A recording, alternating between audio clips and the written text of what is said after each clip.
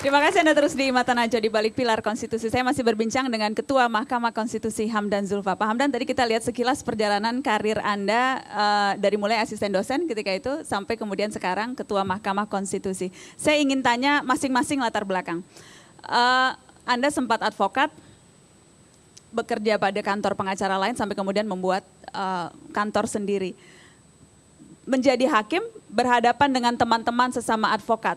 Seberapa itu mengganggu atau seberapa itu membuat Anda terkadang merasa tidak enak dengan mantan bos, mantan anak buah, teman dekat ketika harus mengadili perkaranya? Iya, saya pikir itu justru membantu, memudahkan saya untuk mengatur jalannya sidang dengan baik, karena sudah saling tahu. Justru menjadi advantage begitu ya? Advantage bagi saya, mereka sudah kenal saya sudah kenal mereka, tentu mereka sudah saling tahu, sudah saling mengerti begitu. Tidak pernah ada situasi di mana kemudian Anda merasa sungkan dan sebagainya? Tidak pernah, saya biasa saja, karena saya posisinya pada saat ini, pada saat saya mengidangkan perkara, saya hakim konstitusi. Pak Kaligis pernah menjadi bos saya, tapi waktu menjadi pengacara biasa saja menjadi pihak. Dan dia panggil saya dengan yang mulia. Dan itu memang prosedur persidangan, jadi bagi saya biasa saja. Tidak ada yang pernah mengambil kesempatan karena dulu pernah kenal dekat dan sampai sekarang masih berteman akrab misalnya dengan Ketua Mahkamah Konstitusi? Sepanjang pengalaman saya tidak ada. Mereka sangat mengerti posisi saya. Saya tahu kawan-kawan dekat saya banyak, para advokat ini banyak kawan-kawan dekat saya. Dalam Pilpres, rata-rata dari para pihak itu masih kawan-kawan dekat saya pada saat pengacara. Baik pemohon maupun termohon? Pemohon, termohon dan pihak terkait, rata-rata kawan. Mereka satu pun, ini jujur, selama saya menjadi hakim, tidak pernah satu pun yang datang berusaha mendekati saya. Tidak ada yang berani? Mungkin juga tidak ada yang berani, tapi mungkin juga mereka tahu posisi saya. Jadi memang sengaja mengambil jarak? Saya pun mengambil jarak begitu. Bagaimana pengalaman Anda sebagai politisi, anggota DPR? Apa penyesuaian terberat yang harus Anda lakukan dari dulunya anggota parlemen dan sekarang menjadi hakim konstitusi? Penyesuaian yang terberat itu adalah mengubah cara bergaul. Menjadi hakim itu berada di sebuah tempat yang harusnya sepi. Tidak boleh banyak bergaul dengan orang. Karena banyak bergaul dengan orang bisa menimbulkan banyak fitnah. Kita lagi bicara-bicara di foto, 3 bulan yang kemudian kawan kita itu mengajukan perkara di sini, suatu saat ditunjukkan nih, dia foto sama dia, pasti dia kong-kalingkong. Jadi itu menimbulkan fitnah, itu saya hindari.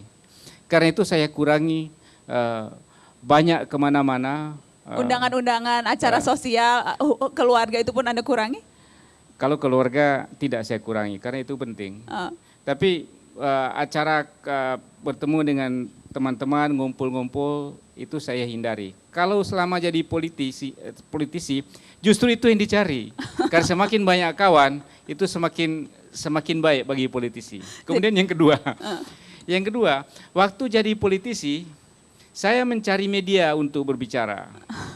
Saya mencari wartawan untuk bicara. Tapi waktu menjadi hakim, dikejar wartawan pun saya pelit untuk bicara. Pelit untuk bicara. Itu merubah sikap. Karena anggota parlemen parley berbicara begitu ya. Harus banyak bicara. Harus banyak bicara. Kalau hakim tidak boleh banyak bicara. Tidak boleh banyak bicara. Pernah tidak Anda berada dalam posisi mengadili produk undang-undang yang Anda buat sendiri bersama dengan teman-teman legislator lainnya tentunya? Ada beberapa. Jadi Anda mengadili undang-undang yang Anda buat. Anda batalkan? Iya. Anda batalkan? Seingat saya ada. Ada juga yang saya batalkan, tidak keseluruhan tapi dalam bagian-bagian tertentu dari undang-undang itu. Karena memang begini, ternyata memang kadang apa yang kita pikirkan pada saat merumuskan undang-undang itu belum tentu applicable dalam tingkat pelaksanaannya. Ketika kita menemukan masalah dalam tingkat pelaksanaan, maka kita harus koreksi. Jadi tidak selalu yang dipikirkan itu ideal, sudah bagus, tapi belum tentu dalam pelaksanaan itu bisa pas gitu, bisa memenuhi rasa keadilan atau bisa memenuhi unsur kepastian hukum. Pada saat praktek itulah kita menemukan ada masalah. Dan ketika menemukan ada masalah, terpaksa produk saya sendiri saya harus perbaiki. Harus diperbaiki, harus Harus dikasih perbaiki. tepuk tangan itu kalau berani untuk memperbaiki produk yang dibuat sendiri. Yang jelas tadi Anda katakan tidak pernah terbayangkan menjadi hakim sesungguhnya. Betul. Profesi ini jauh dari cita-cita Anda ketika kecil menjadi hakim. Jauh dari cita-cita saya, betul. Saya semula hanya ingin menjadi guru, menjadi dosen. Karena itu ketika saya tamat, selesai ujian skripsi begitu, wisuda, saya langsung ngajar di fakultas tempat saya sekolah begitu. Dan di beberapa fakultas di Makassar. Ada beberapa universitas di Makassar, ada 3 universitas saya mengajar. Dan memang ketika itu ya memang cita-citanya menjadi dosen. Memang cita-citanya menjadi dosen. Kita ingin tahu bagaimana Hamdan Zulfa ketika masih mahasiswa. Karena itu Pak Hamdan, malam ini Mata Najwa menghadirkan mantan dosen Anda, Pak Said Nizar, yang dulu merupakan dosen pembimbing Hamdan Zulfa. Wah, ini luar biasa. Selamat malam, Pak Said Nizar. Ini datang jauh-jauh dari Makassar, dari Universitas Hasanuddin. Terima kasih sudah hadir Pak Said. Kapan terakhir kali bertemu dengan Pak Hamdan? Boleh tolong mic-nya? Datang dari Makassar, Pak Said. Terima kasih sudah hadir, sudah mau diculik Mata Najwa untuk hadir dan bercerita tentang Hamdan Zulfa. Jadi yang saya dengar dan saya mau konfirmasi ke Anda, sesungguhnya yang menyuruh Hamdan Zulfa Ketua MK ini untuk datang ke Jakarta itu Anda, betul tidak itu? Iya betul itu, karena ada kebiasaan saya waktu di UNAS, yaitu mahasiswa dan sudah selesai studi, suka ngobrol dengan saya berikan pandangan-pandangan bagaimana cara untuk bisa turut beraktivitas di dalam kehidupan bangsa dan negara ini. Jadi saya berikan pandangan-pandangan, Pak Hamdan, lebih baik yuk ke Jakarta aja. Lalu dia tanya saya, kerja apa gitu. Saya bilang, yuk masuk jadi lawyer aja. Jadi lawyer? Jadi lawyer. Terus saya katakan, nanti kalau jadi lawyer sebentar, yuk bisa juga buka law firm. Nanti kalau yuk buka law firm, saya ikut gitu. Jadi rencananya sebetulnya mau ikut. Jadi rencananya begitu. Saya biaskan macam-macam bahwa you juga bisa jadi negarawan. Dan satu hal yang lebih menguntungkan lagi saya katakan bahwa di Makassar itu di Fakultas Hukum kebetulan saya ketua jurusan hukum internasional. Ada kebiasaan kita mengajar hukum internasional dan sekaligus mengajar politik internasional.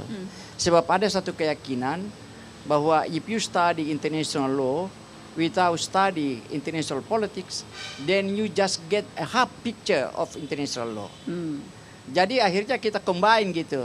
Jadi saya katakan sama Hamdan, kalau you di sana you bisa berperan lebih positif lagi karena sekaligus you bisa menjadi negarawan yang bagus karena you harus menguasai isu nasional dan sama baiknya dengan isu internasional. Ini yang bicara karena dosen hukum internasional. Pak Hamdan, apa memori Anda terkuat terhadap dosen pembimbing Anda ini? Ada 2 yang luar biasa. Iya. Yang pertama, Pak Said ini pembimbing satu untuk skripsi saya. Saya mengambil masalah hukum humaniter, perlindungan korban perang dalam sistem Hankam Rata. Ya. Pada itu beliau pembimbing, dekan saat itu dekan 1 dan ketua jurusan hukum internasional. Ketika saya selesai, saya langsung menjadi asisten beliau di 3 perguruan tinggi. Saat menjadi asisten, ini Pak, ini harus bikin soal ini mau ujian. Oh Anda aja bikin soal. Jadi saya yang bikin soal. Setelah selesai bikin soal, selesai orang kerja, ini Pak, hasil pekerjaannya anak-anak mahasiswa. Oh Anda aja yang berikan penilaian. Jadi semua pekerjaannya dilakukan oleh Anda ya Pak Hamdan. Jadi bagi saya ini luar biasa. Itu yang pertama. Kemudian yang kedua, ketika beliau suruh saya ke Jakarta. Saya ini sudah ada di Jakarta, beliau datang belakangan. Dia cari tempat tinggal saya. Dia temu saya di rumah susun Tanah Abang. Dan ayo kita jalan. Kemana? Ayo kita jalan saja. Jalan diantarkan saya di kantor Kaligis. OC Kaligis? OC Kaligis. Diperkenalkan situ untuk kerja Hari itu juga saya diminta untuk kerja di kantor Kaligis. Jadi yang mendapatkan pekerjaan pertama sebagai lawyer itu dosen pembimbing Pak Said ini ya? Pak Said. Pak Said, luar biasa. Jadi saya tidak pernah menggunakan ijazah dengan cara melamar. Jadi Tidak melamar langsung bawa sendiri dosennya. langsung. Pak Said, ingat tidak gaji pertama Pak Hamdan? Kan Anda yang membawakan langsung pekerjaannya. Ya kalau saya tidak salah itu 150.000 per Oh, bulan. betul ingat ini. Iya, kalau saya 150.000. tidak salah ingat itu. Ya. 150.000 per Tolong bulan. dikoreksi. Kok gaji pengacara tahun 90 itu ya? Atau waktu itu belum menjadi pengacara? 87 asisten. 87, asisten. 150.000 per bulan. Betul. Ketika dulu ya. Kalau gitu saya mau tanya, kalau sekarang? Harus jujur, dulu 150.000 ketua Mahkamah Konstitusi, sekarang? Sekarang ketua Mahkamah Konstitusi sesuai dengan Kepres terakhir, bukan Kepres, peraturan pemerintah terakhir 100 sekian begitu. 100 sekian juta. 100 sekian. Karena bebannya juga luar biasa. Iya. Dan supaya tidak tergoda oleh yang lain-lain. Iya betul. Luar biasa. Boleh kasih tepuk tangan. Kita akan lanjutkan setelah pariwara. Tetaplah di Mata Najwa di balik pilar konstitusi, kembali sesaat lagi.